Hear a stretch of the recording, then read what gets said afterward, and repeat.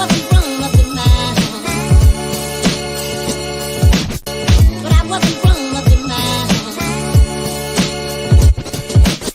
but I wasn't grown up in my Good morning, everyone. It's your boy Favorite Energy, and we are live. I hope everyone can hear me. I'm doing a quick sound check real fast. And good morning again to my Bigo family. We are live on Bigo doing our thing. I'm going to come on the camera, Jai. I have a good friend I love that's on the panel. You get to see me in action this morning, Jai. How you feel about it?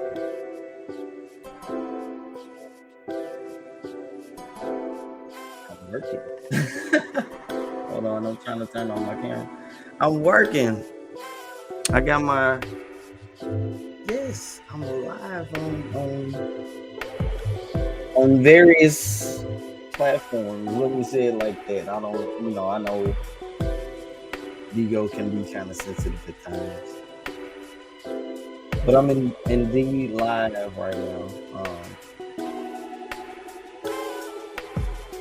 Let me do this. I need to switch over my sound.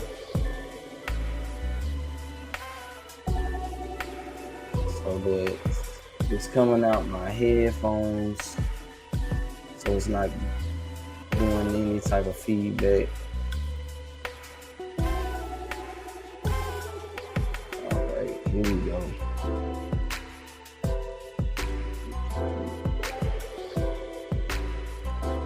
All right, that's better.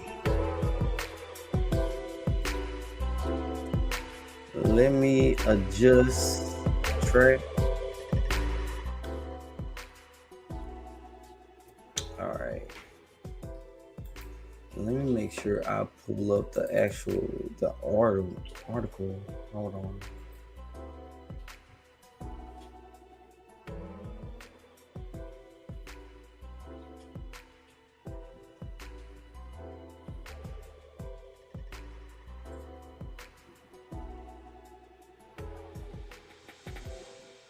All right, so I'm ready to go. So every morning, Ja, I have been starting our day by reading a passage out of my men's devotional Bible. And so today, the passage is from Arthur Tom Landry. Hello, Steve Lord. Good morning.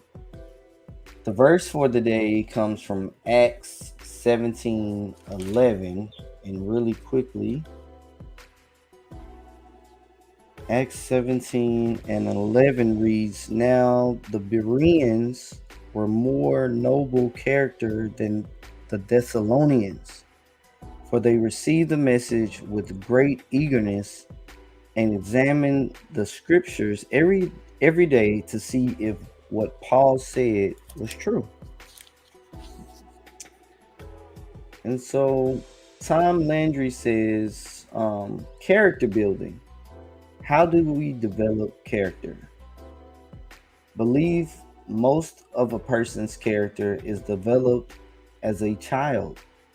It is the result of values learned from family and other significant people early in life, which is what makes our role as parents and the role of those who coach kids so important. We also develop character by going through adversity. Coaches sometimes talk about a losing year being a character building season. There's truth to that, as I've seen from experience. That strength of character, so crucial to the 1970 Dallas Cowboys, who rallied from almost certain failure to go on to the Super Bowl, was forged through those difficult years when we couldn't win the big one. They were perfect illustrations of what the Apostle Paul was saying. We know that suffering produces perseverance, character, and character, hope. and you can see Romans chapter 5, verses 3 through 4. Yet the truth remains, most of our character is established early in life. Adversity can help build it. Coaches can mold it, but in our adult years, the only thing I've seen that can radically change a person's basic character is a relationship with Jesus Christ. And so Tom helped segue us into the topic for today, which is how to improve your life with 12 universal laws of nature. Now, I believe that we have been blessed with the power to choose the path that we want to take in life. And we can pray for guidance and clarity. But I also feel that we too have the power of knowing and learning. And in this world that we live in, there are certain laws, if you will, certain things that you can do to help your walk or journey in this world a little bit better. Now, what's going on, Grace? What's going on, Grace? Hey, forgive me for not greeting you when you first came into the room. Yes, I'm in Nashville, Tennessee. I'm here in the Music City. But like I was saying, there's things you can do to improve your walk. Like I was saying yesterday, I have a lot of call center experience. And when I was in my coaching and development with my supervisors or team leads, they would often talk about building, rapport and making sure that your mind is not cluttered with the worries of what you're going through in life. Like, if you want to have a better sales experience, it's going to require you to have a positive attitude. Well, how do you have a positive attitude when you are going through this or you're having the woes of that, weigh you down? And yes, we can go to God in prayer, and that's what we should do. Yes, we can go to our friends and get advice, but there's things that you can do to build a healthy mind, to build your character, to build your spirit. And I've learned through my journey that there are universal laws, and we tend to focus our attention on the law of attraction more so than anything. And so there's nothing wrong with that, because the law of attraction says that this law is essentially the law of vibration in action. Pretty much, you're surrounded by the outcome of decisions you've made in the past and are fully capable of making other decisions and attracting a different set of circumstances in the present and the future. You see, you reap what you sow. The words in the scriptures let us know that, faith without works is dead, right? So the work that you put in, the seeds that you're sowing, you reap that harvest. That's what the law of attraction pretty much translates to me. Good morning, be welcome. Now, What about the other 11 laws? The law of attraction is a great law, but there's others. And by knowing about the full 12, you can really break into another path in your life that you didn't even know that you could take. So, the first law, the law of divine oneness. The law of divine oneness is the MVP of the universal laws. And that is the one upon which all the others build. This law states that we are all connected through creation. Every single atom inside of you is connected in some way, shape, or form to the rest of the universe you move through.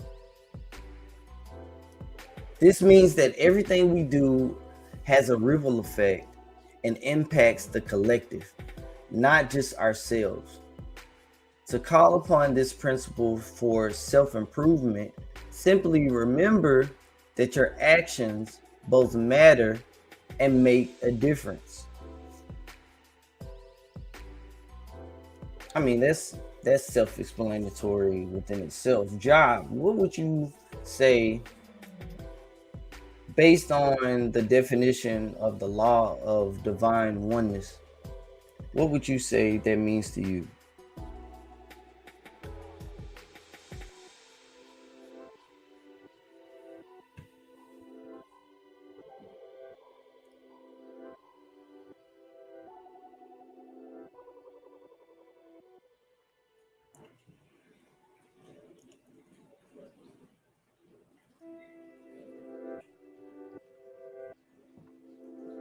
That's powerful because that takes away a lot, like color, race. That takes all of that out of the equation and makes you focus on just that one element. I like that. Mhm.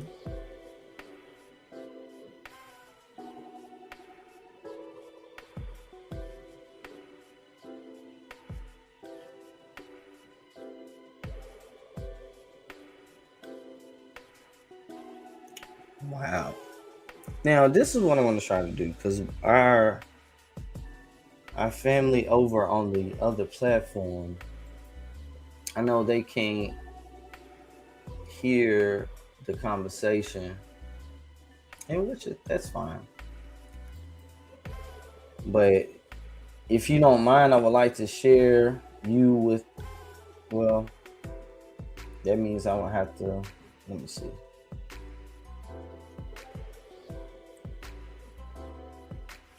Okay, so I've turned you off in my ear,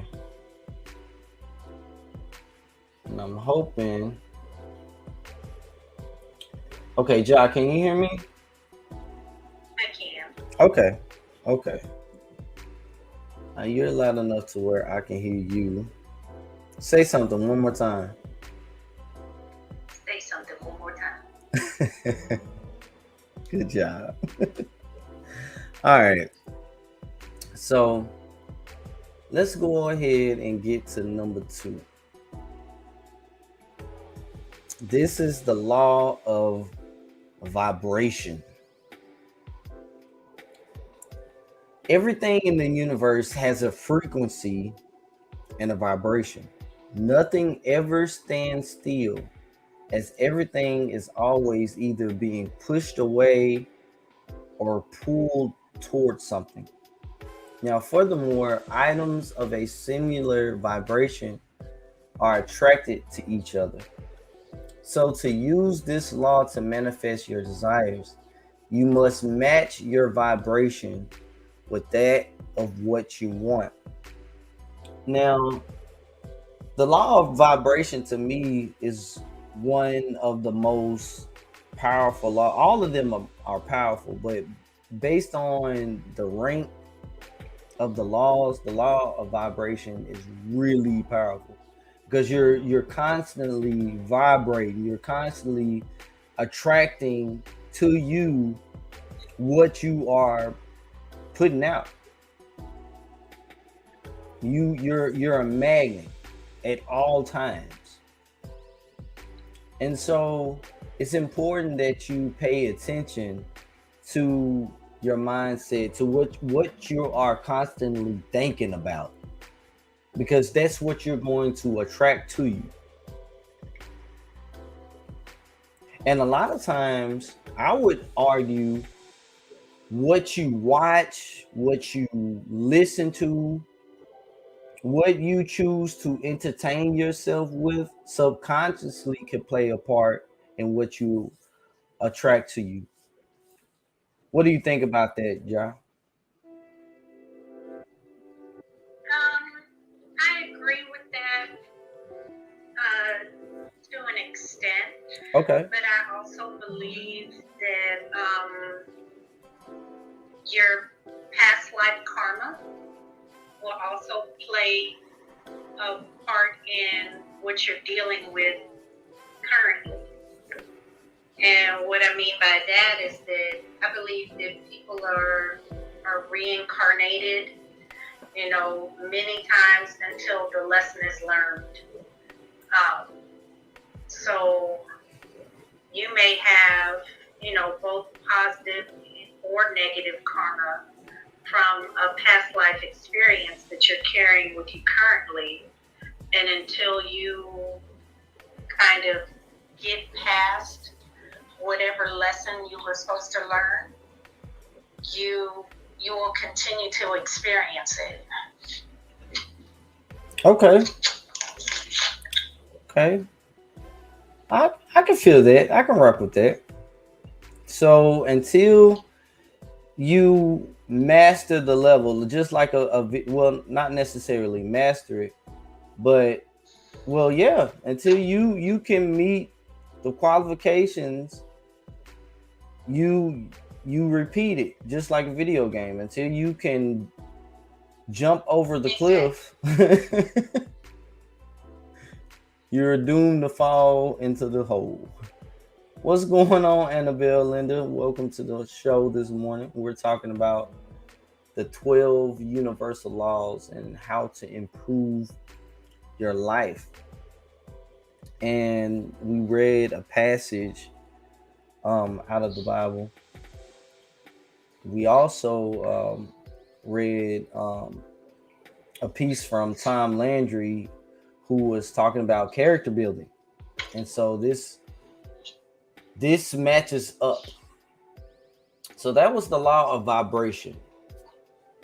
The next law is the law of correspondence.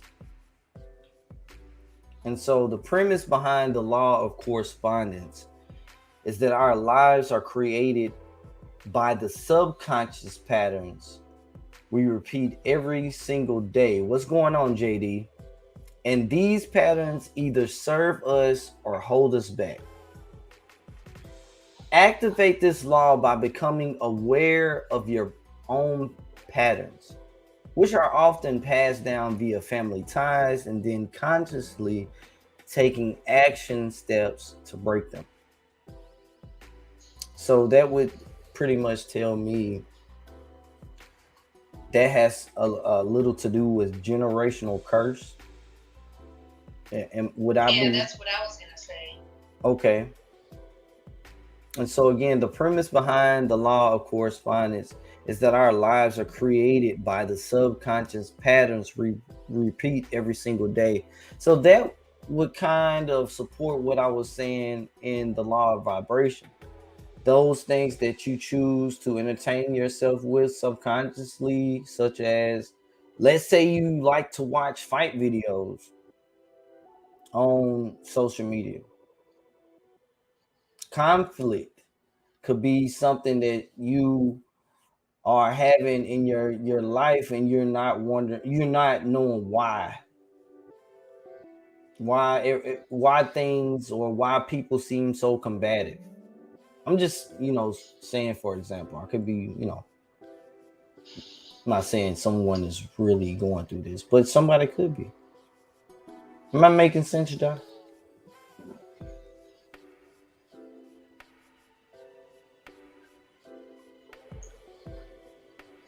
Hello there, Demonia JR. John, am I making sense? Yeah, you're making sense. I hope I am. So the next law that I'm seeing is coming up is the law of attraction. And so at any point in time, you can change your outlook and mindset.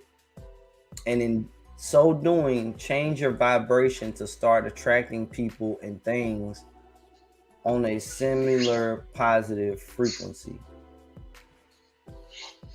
So I was saying yesterday, if let's say you want to attract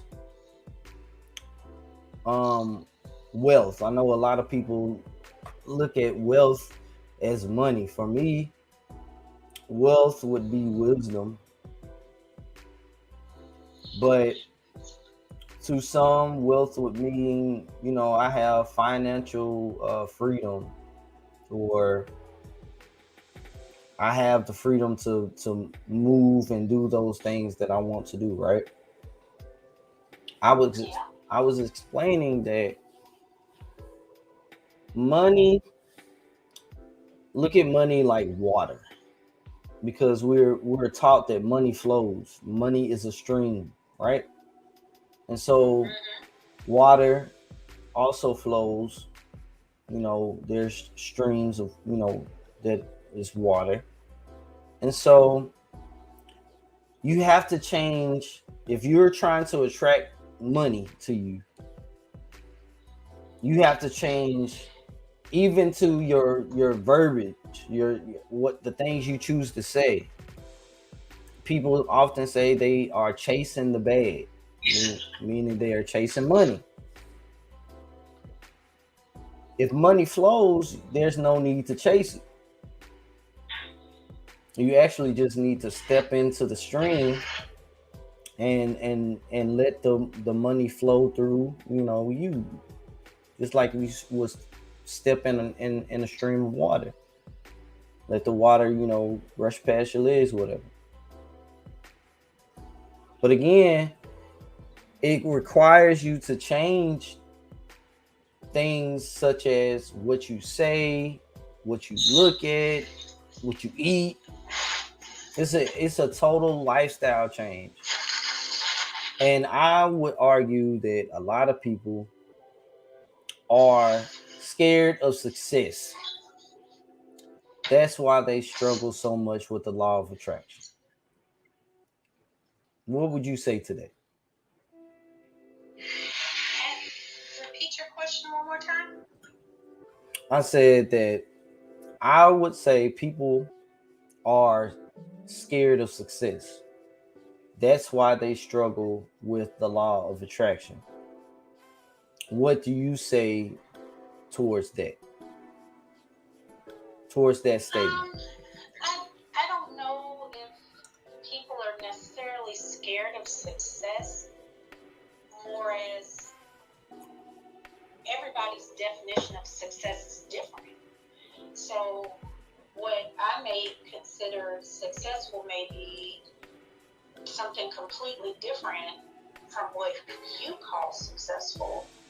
Because I may say, okay, I've overcome diabetes and I've lost weight and this, that, and the third. But if you don't struggle with those things, then you're not necessarily going to view that as success like I do.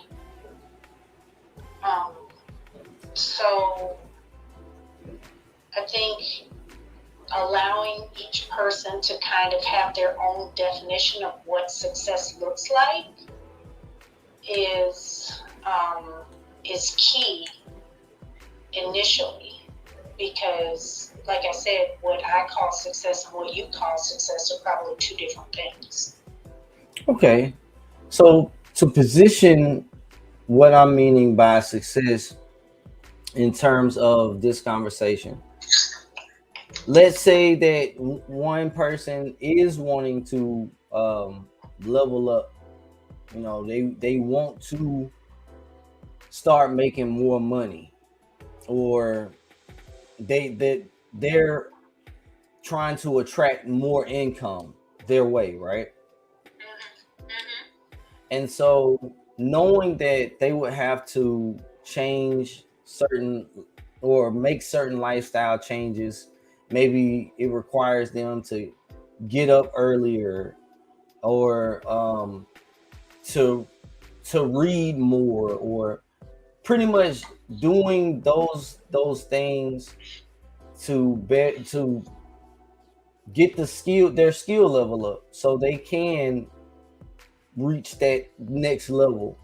Just like you said, we're all trying to, you're doomed to repeat the level if you don't make the necessary changes. That's what I mean by, like, folks are scared of success in the terms of that. Scared of, well, I know how to move in my calamity. I know how to move, to stretch some money to, pay my bills. But once the money comes, you have to plant it somewhere. You have to do certain things to keep it going. And you also have to leave certain people behind. Certain relationships are not going to make it. And so I'm asking, or talking about success in that manner. What would you say towards that? Okay, so can you still hear me? Yes. Okay, yeah, so from that aspect, yeah, I think it's having the knowledge, and I think it's more a fear of failure than a fear of success in that aspect. Mm-hmm. It's like, if I have a dream or I have a goal or aspiration, and especially if it's something unorthodox and people may not necessarily believe in it, then you have more a fear of failure and possible embarrassment, I think, than a fear of success. And you don't necessarily want to deal with the shame and or ridicule that you'll experience from your peers and constituents if you fail. But right. I mean, you got to think back to all of the great things that we experienced, like electricity and airplanes and everything else. It took somebody brave enough to say, I'm going to try this because I think it will work. Mm-hmm. And, kind of work through the kinks and the bugs and the whatever, because the first plane didn't fly, but it was like, no, I'm not going to give up. I'm pretty certain people laughed at the Wright brothers when they were like, we are going to fly. We are going to leave the ground and fly in the air like a bird. Right. And I'm pretty sure people looked at them like they were out of their mind. Exactly. But the fear of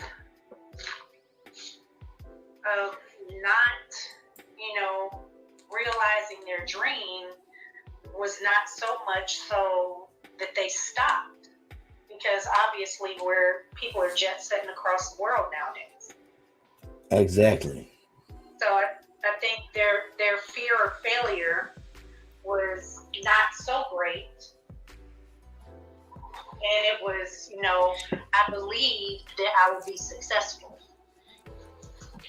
But I think in the law of attraction, I think people have more fear of failure And that's why they don't move towards whatever that goal is.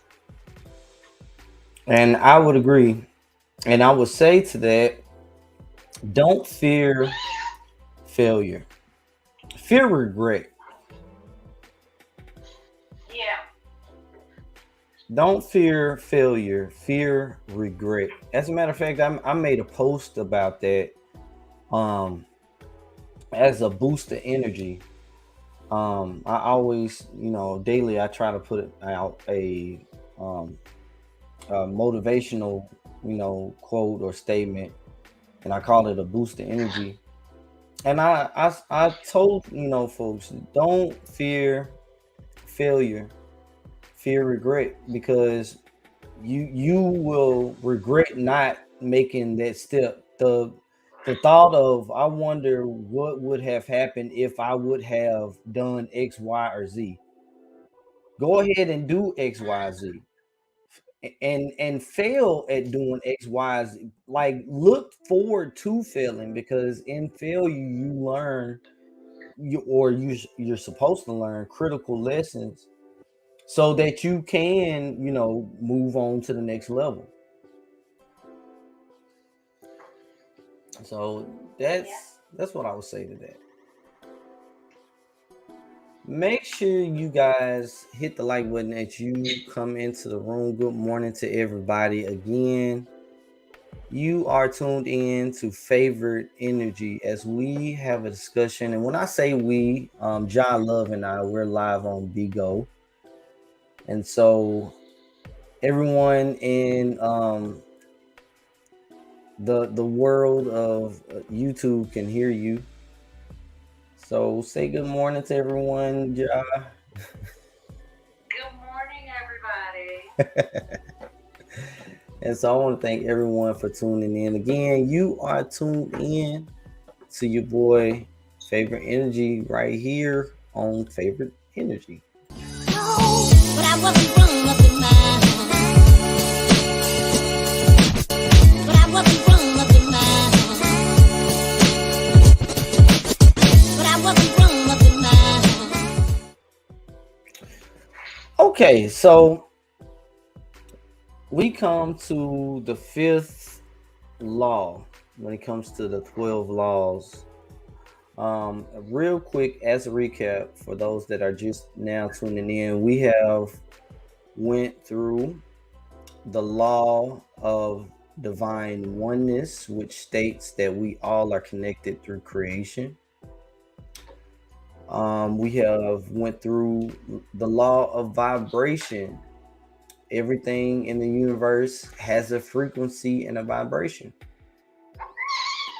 The law of correspondence, which says that our lives are created by the subconscious patterns we repeat every single day. And we just covered the law of attraction. And so we all pretty much understand what the law of attraction is. You attract pretty much what you see every day. It's not a punishment, but it is a very clear mirror of our self-worth and mindset. So the next law is the law of inspired action. While the law of attraction is about vibrationally aligning yourself with whatever it is you want, the law of inspired action is about taking action in order to bring you what you want to fruition. So you can certainly create vision boards or physical steps to move yourself closer to your vision. I like to do vision boards. I haven't done one in a while, but the law of inspired action pretty much, if you are seeing it every day, that could very well inspire you. So say you want to have a new house. You want to buy a new house. and you want new furniture and yada yada woo woo, right? I believe that if you can tell, God or the universe, the creator, what have you, you can define it to the T, you have a better chance of manifesting that. It's just like when you go to a restaurant and you order what you want from the menu and then you tailor it to your liking, like 86 the onions, but add peppers. You get what I'm saying? So let's say you want a certain style of home and you're able to name the certain style of a home you want. You want the house to have high ceilings, low ceilings, stairs, no stairs, carpet, hardwood floors, an island. Like once you are able to get detailed about what it is you want. What do you think the law of inspired action means, and what does it mean to you? I believe it does, start with the whole vision board concept. I haven't done a vision board in a long time either. But when I did do them regularly, every year, the things that I put on my vision board came to pass. Good morning, Bernice. So I believe that it works because you have your goals and aspirations, hopefully someplace where you see them at least once a day, if not multiple times a day. And then that also, brings in the law of attraction because you're kind of focusing on those things and, and you're vibrating, your vibration. It's like all of the laws are kind of coming into play when you do a vision board, I think.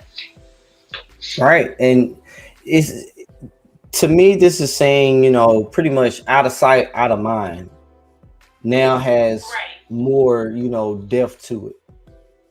And so if you really want to manifest this, the more you see it, you're constantly reminded as well as your goals. That's why they tell you, write them down, put them up, affirmations as well. And so I would say the law of inspired action is just that, inspired action, taking action to inspire yourself, vision, stimulation. Now, this is another important law. This is number 6, the law of perpetual transmutation of energy. Man, let's dive into this one right here.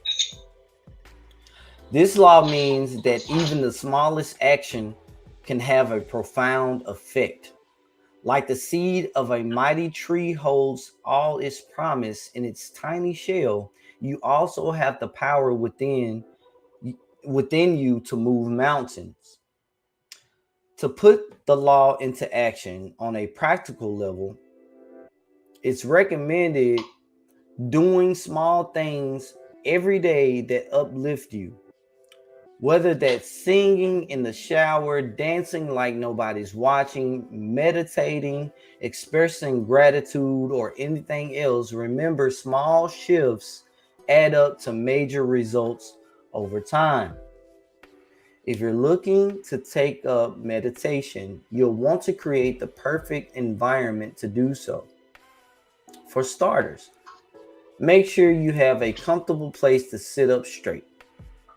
While you might feel inclined to plop onto your couch, perching atop a meditation floor pillow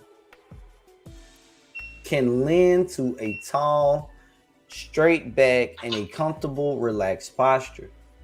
Additionally, if you're new to meditation, you may need help getting into the quiet mind groove. Guided meditation apps like Calm can work wonders. which physically grounds users to the breathing sequences of guided meditations. As for establishing a gratitude practice, it's as simple as jotting down what you're thankful for in a notebook. However, if you feel a bit stuck with the process, a guided gratitude journal can help with that. Guided meditation journals, prompts for morning and evening gratitude, that can help ease you into a daily practice. So again, the law of perpetual transmutation of energy. When you feel off track, those times when it's like I just feel like I'm just in a funk. I don't know how to get myself up. Sometimes it takes several little bitty drops of what you love, like maybe watching that funny movie wasn't enough, so you got to listen to that favorite song of yours or favorite artist, and then you might have to engage or in one of your favorite meals.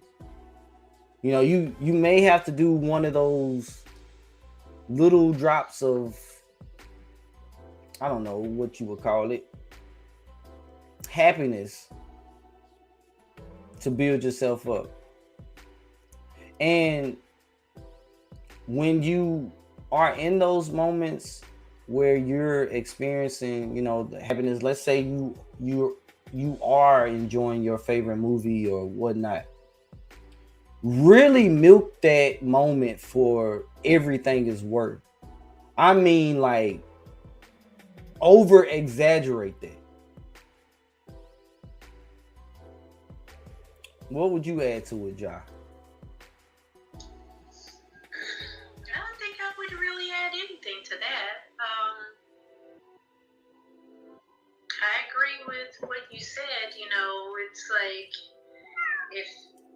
if your favorite movie isn't quite getting it, then you move on to the next thing until you get to where you need to be. Right. Yeah. I mean, it's pretty much just that. Gratitude is really, the one of the main keys to it all. Thanks for the baby boy. Does this make my voice sound weird? I know one of Yes. the Oh man. It doesn't sound weird on my end, but it's that is funny. That is funny.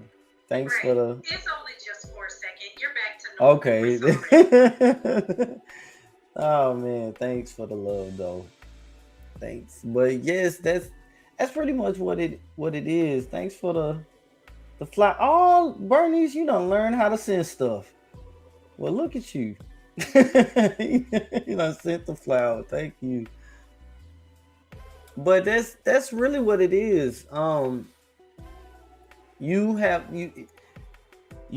to, in my opinion, just milk every positive situation for what is worth in that moment.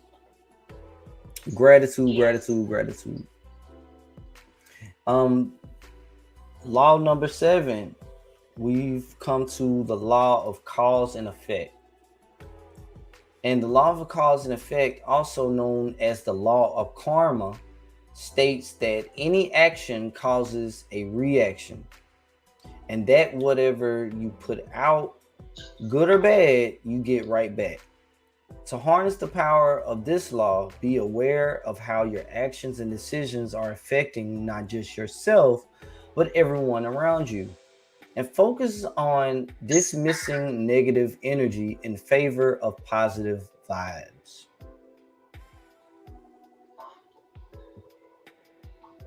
I agree with that to a certain extent.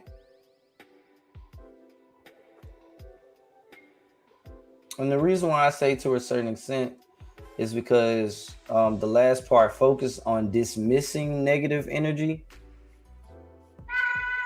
Um, I guess I'm pondering on it. Just when it comes to I'm gonna make sure that I get away from those Debbie Downers, or pretty much getting rid of things that's not serving a purpose to help me reach my next level. Then yeah. But what if you're experiencing a negative emotion? I was always taught to it's not that you want to rush yourself out of the negative emotion. You want to experience it so you don't bottle it up, but you just want to make sure that your behavior from that feeling is not harming anyone. Does that make sense? Yeah, it does. Am I confused? Maybe I'm confusing the two No, or I think something. a lot of people are like, oh, negative energy, positive energy, whatever, blah blah blah. But and it is to a certain extent, but like it said, it's your past life karma also playing a part in the whole experience. Mm-hmm. So until you actually come to terms with whatever it was, then you have to kind of work through it. Got you. Okay. Well, let's see. The law of compensation is the eighth law. And so the law of compensation is about repeating what you sow. It instills trust in us that we will be compensated for our work as long as we're open to receiving it in all the many ways that the universe can deliver. So to be clear, compensation in this sense isn't limited to employment arrangements or financial compensation. Rather, it's about receiving compensation for all your contributions to the world around you, including the love, joy, and kindness you spread. It is all rewarded in unique ways. Okay, you are compensated by your works, be good or bad. And so that, to me, yeah, I would say that in the ranking of these laws, the law of cause and effect, and then the law of compensation, that would be perfect, because now you are getting, whether it's a good consequence or bad consequence, what you put out. That's But I mean, that's a biblical concept as well, because right. The Bible says you reap what you sow. There it is. So if you are sowing good things into the universe, then good things will come back to you. And it doesn't necessarily have to be, if I sow a monetary seed, but right. then I have a prayer for healing, and that prayer is answered, then I've been compensated. So it doesn't necessarily always have to come back to you how you sow it, but it will come back to you. And I will say, not every time you go through a hardship in life, it's the devil attacking you. Sometimes it is your harvest. Like this is what you had put out, and this is what you are getting in return. And so you're just gonna have to weather the storm until it's over.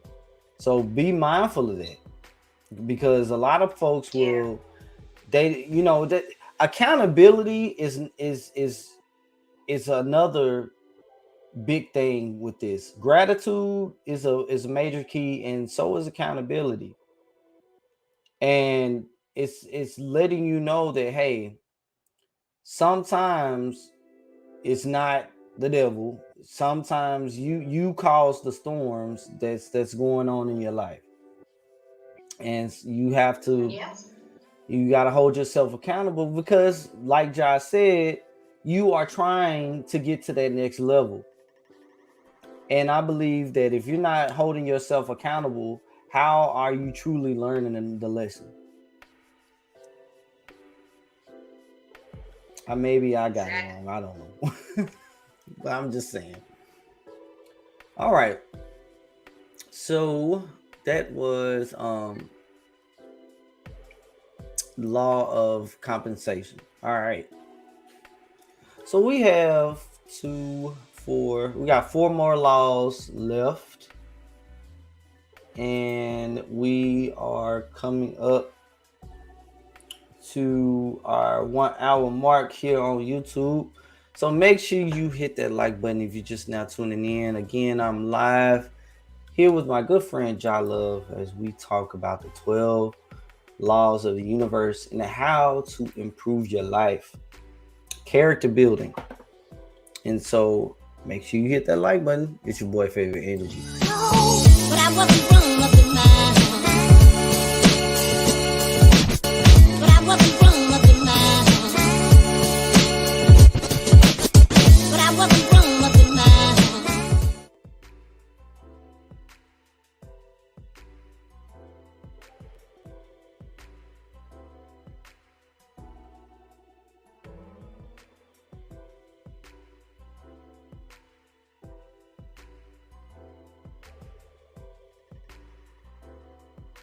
Yeah.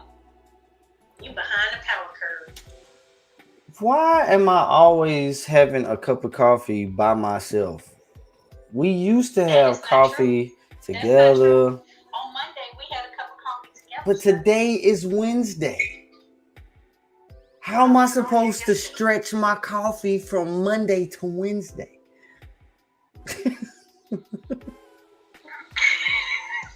How is that supposed to happen? So you're saying this morning I'm enjoying a cup of coffee by myself, and I'm supposed to show gratitude for having a cup of coffee by myself. If I want to attract more coffee in conversations.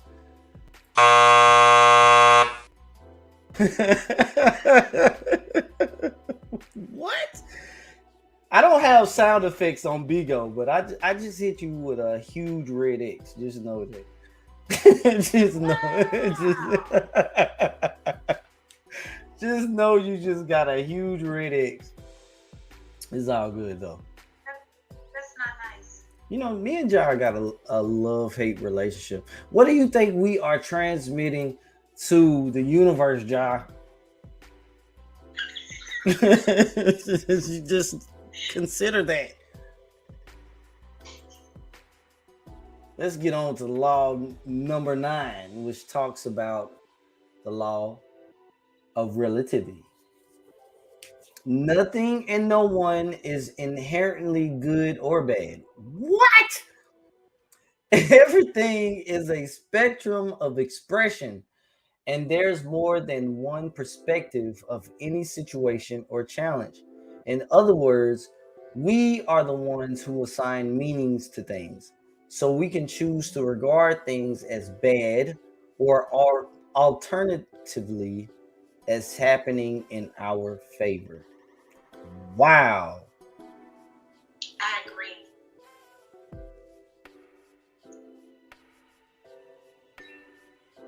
What's going on, Steve, Lord, and JD? Y'all, welcome back. Okay. Please, please explain, and then I will opine. Okay, so just gonna take people, Okay. because that's what we are. We're people. And when we are born, our natural disposition, if we are, healthy, normal babies, is, happiness, joy, love, warmth, or whatever.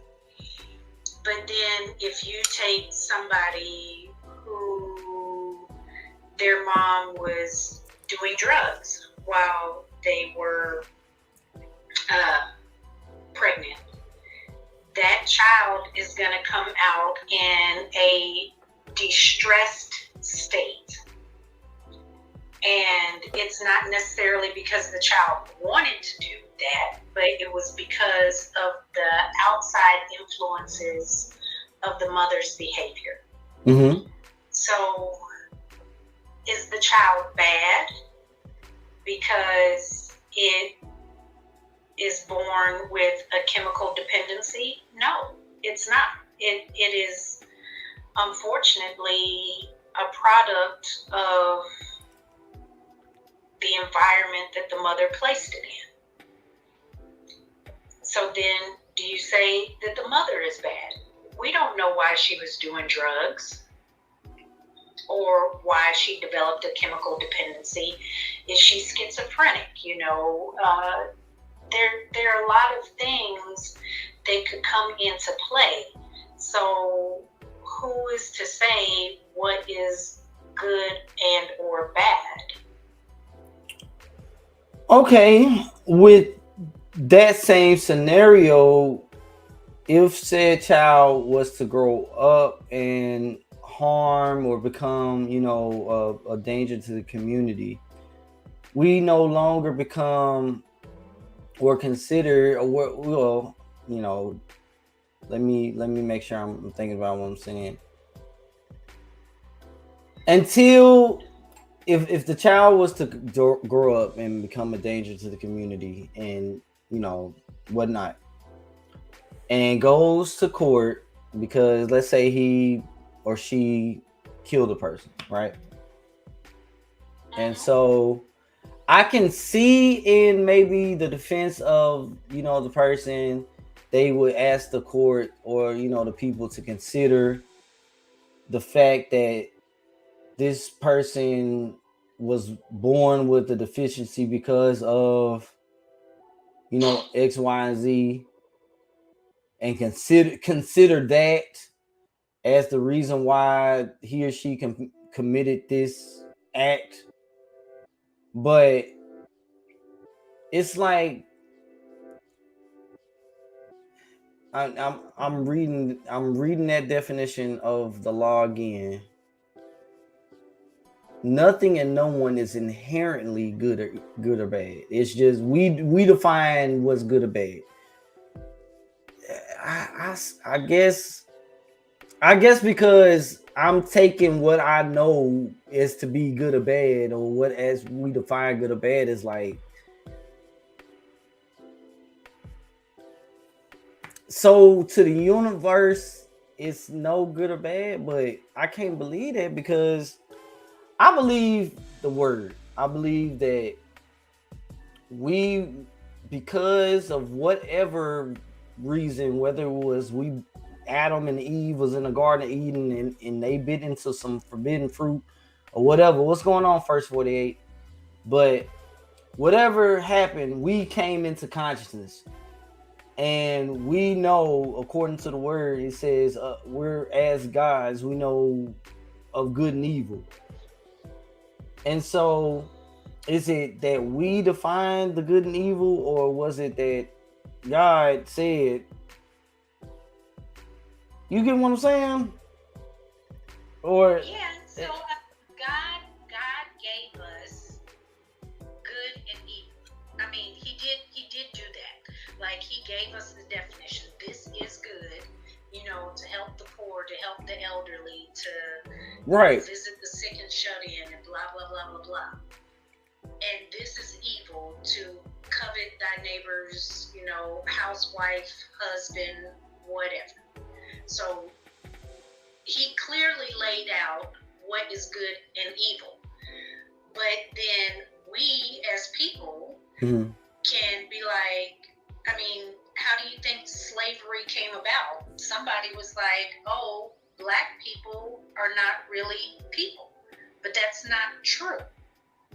You see what I'm saying? Okay, so we came and made the their exceptions, inherent- and is that what you're saying? We came and made the exceptions to the rules and bent them. Exactly. Okay. But in all actuality, per the universal law itself, nothing and no one is inherently good. Everything is a spectrum of expression, and there's more than one perspective on any situation or challenge. Yeah, because that's how you are able to take.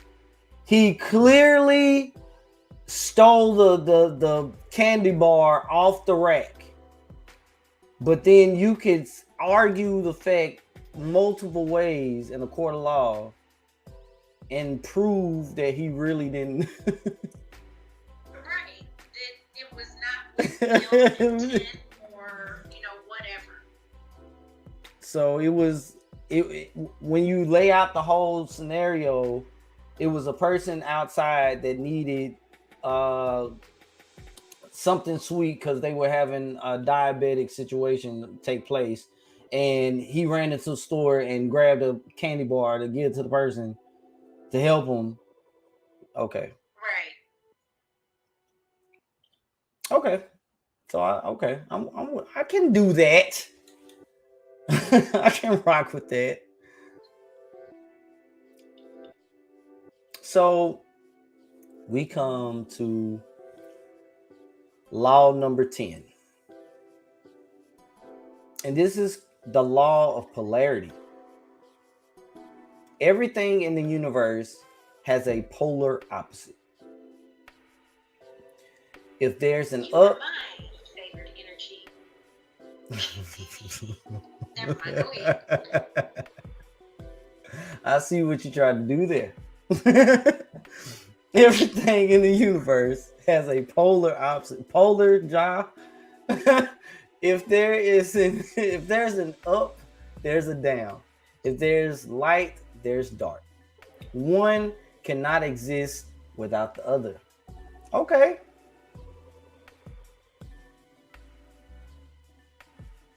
You can't exist without me, Ja. To my light. You can't You're exist. my up. Whatever. Experiencing these polarities is part of the human experience, and that they also help us learn from our mistakes. Okay, I'm helping you learn from your mistakes, y'all, and support us in identifying what we don't want. Pause. I am here to help you understand what you want, Ja, not what you don't want. Whatever. Okay. And also helping us learn from our mistakes and support us in identifying what we don't want, so we can gain clarity surrounding what we do want. See? I just said that. So there it is, Ja. So just like the Joker is the hey, one cannot live without the other. That's how you understand that. Batman will never. No. You know what? I'll take it. I love Batman. I love the Joker. I love both of them equally. I have a Joker shirt. I will put that shirt on just for you. Just so that you will forever be reminded. I'm just letting you know, forever. Hey. Okay, so John and I are the actual manifestation of law and polarity. And so is Batman and the Joker. So how does that help me get to the next level? How are you helping me understand what it is I don't want and what it is I do want, John? How are you doing that for me? And how am I doing that for you? I can't wait to hear this.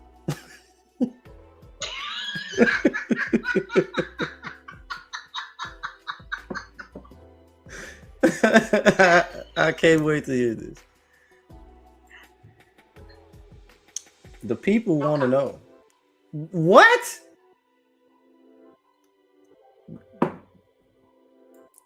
No comment? I can say no comment. Okay.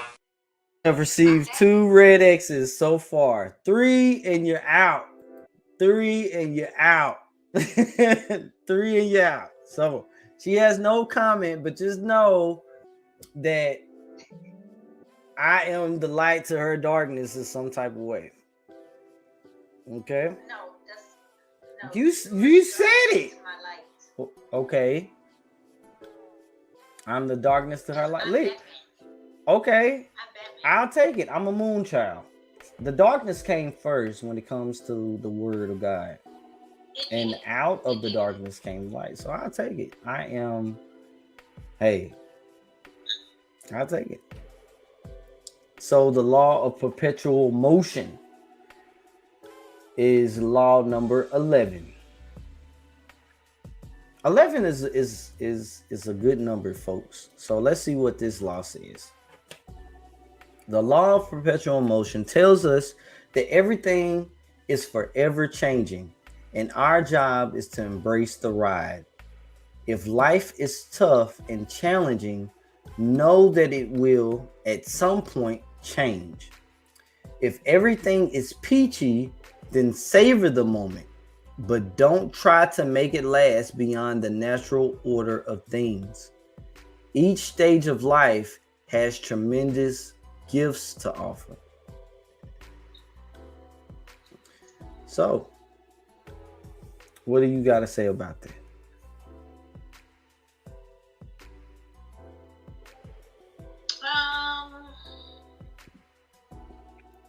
Yeah, I think I agree with that for the most part. Like, there's no argument on my part. The storm doesn't last always. Joy comes in the morning. If you grew up in church, especially missionary Baptist, or you've heard that. You sang "Trouble Don't Last." There it is. Trouble don't last always. There it is. I love it. Trouble don't last. Right. You had to. And I want to say that song says, "Weeping may endure for a night. But Keep the faith, and it'll be all right." Yes. That's what that song says. It does. And there it is. So you guys see how, because I know a lot of some people was like, I just go by strictly the word of God. And there's nothing wrong with that. But when it comes to these universal laws, you guys, they go hand in hand, literally. And so if you are going through something, whether it be good or bad, it's going to change. And so even in the good times, that's why they always tell you, savor the moment. But just like it's good, the rocky times are gonna come back, and you have to prepare for that. And if you don't prepare, well, you're gonna get caught. That's another thing you have to understand. That's why you can't always blame it on the devil. Because you'll sit back and be like, oh man, things were going good, and then boom. This happened. And I don't understand. And it's the devil trying to attack me. Is it the devil? Do you get what I'm saying? So always remember that. Number 12, the last law. This is the last law, but it's last but not least. The law of giving and receiving. The energies of giving and receiving operate within all of us. And in order to create flow, they need to be in balance. To work with this law, It is to recognize where in your life the balance between giving and receiving is off. You have to allow both sides in you to have their say and get their way. So for all of those times you have people, it's like I'm always giving and giving and giving, and when it's time for me to get, people don't want to give to me, or I'm always pouring into people and giving myself, and I'm just drained and I'm just tired. Have you heard things like that from people, John? I have. Based on this law, what would you say to that? Based on that law, then I would say stop giving to those that don't give back to you. Like, don't pour your water where the water is not going to be returned. And I think that's an issue that some people probably experience, is that they're like, oh, I want to give to this individual or this organization or Right. whatever it is. But they already know that it's not going to be reciprocated. So why would you do that? Hello, FDR Indigo. Peace and blessings to you as well, and peace be multiplied. Thank you so much for coming in. Hey, Indigo. We are talking about the 12 universal laws and how those 12 laws can help improve your life. Thank you for feeding my dino. Thank you for feeding my dino, Bernice. And so, just like Josh said, you don't pour into a bucket that has holes. You can't do that. Again, this law says that both giving and receiving have to have their way in your life. Thank you for the mace. Thank you. I really appreciate you. And so that's huge. That is huge to know. These are the 12 laws. Let me go back through these laws real quick. And I know I didn't, we didn't expound on the last law, but that's pretty much self-explanatory. Again, you both have to have their way. If you are a big giver, you are supposed to be a big receiver. If you're a small giver, oh, hey, what's going on now? Who? Brooklyn is in the house. What's going on? What's up, Brooklyn? Oh, it says no fucks. Hey, you ain't supposed to give none, zero. And see. So, like I was saying, it's just self-explanatory. If you're a small giver, you're gonna be a small receiver, whatnot. But also, always remember you're supposed to give. Thelma Sue says, "Hey, this is where everyone is." Hey, money to burn. What's going on? Look, see, my folks is coming over here, Jai. So you gotta watch yourself.